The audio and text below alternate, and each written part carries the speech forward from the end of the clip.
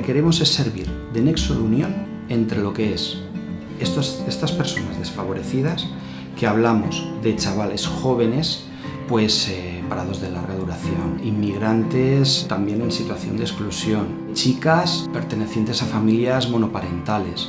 Hablamos de chavales que están en una situación de libertad vigilada. Hablamos de reclusos y reclusos. Pues queremos que toda esta gente podamos unirla al sector empresarial.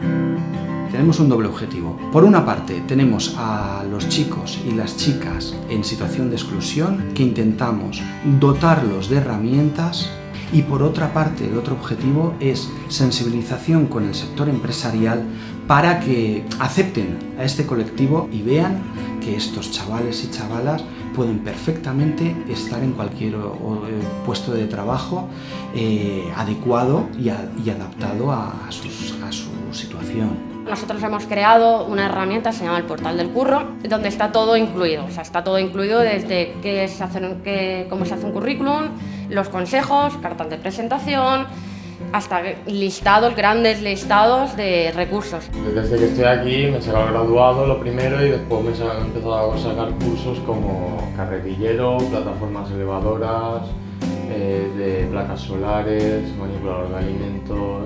Ahora me veo mucho más centrado y ya sabiendo con las cosas que tengo que hacer a la hora de buscar trabajo o incluso a la hora de empezar a trabajar.